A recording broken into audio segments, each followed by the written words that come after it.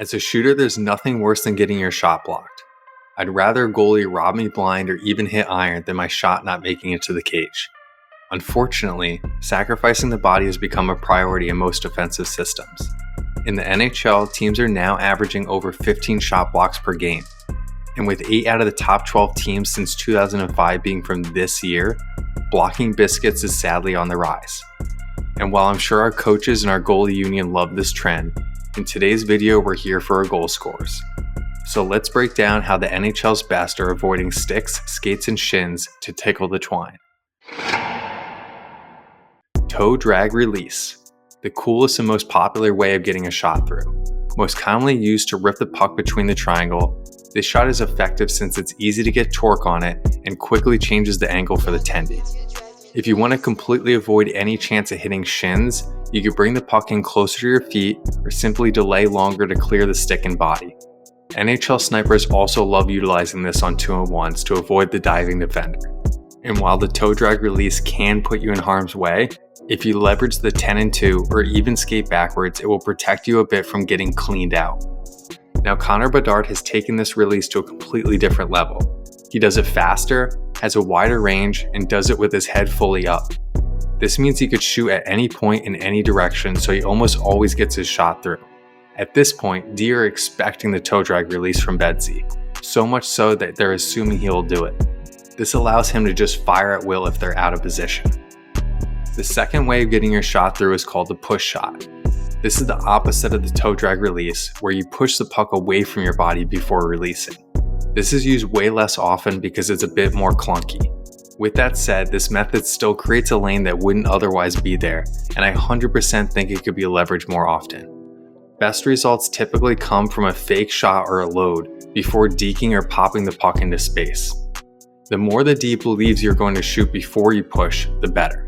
Unlike the smooth toe drag release, I've never seen anyone actually do this shot all in one motion. That is, except for Ovi in this rare instance. And while I think it should be practiced more, seems like for now no one else in the NHL has this in their bank. The third tactic shooters have at their disposal is called the bait release. To successfully pull this off, you invite the poke check, deke or delay, and then fire away between or around the legs. By avoiding the D stick, you now have one less thing between you and the goalie.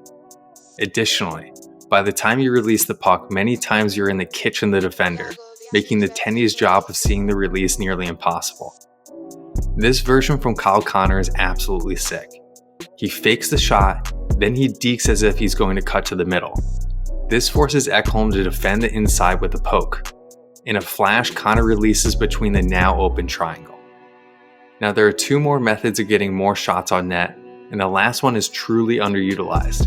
But before we jump into those, I want to thank Vapor Fresh for sponsoring this video.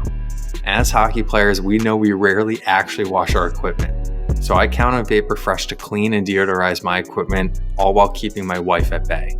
Check out the link in the description for 10% off your order, and thanks for supporting our channel. Next up, we have the Backhand-Forehand Release.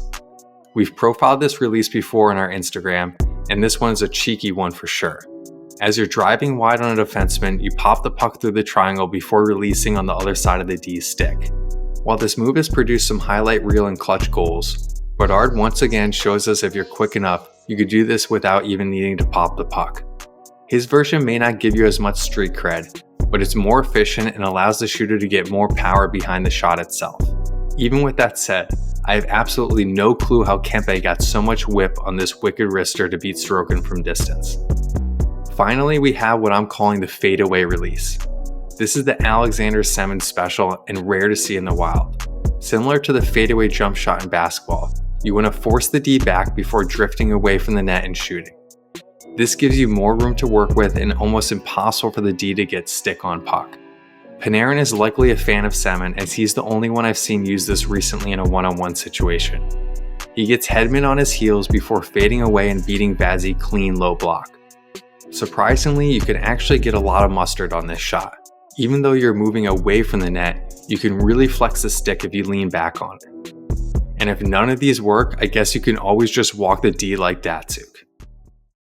Now I want to hear from you guys. Which tactic do you use the most to get your shot through? Any of these that you want to try next time you hit the ice? Also, which NHL player do you think has the best ability to get their shot through traffic? Now that we've helped out all the forwards out there, for our next video we're going to discuss the cardinal sins of defending the 2-on-1. So D, hit that subscribe button so you don't miss out.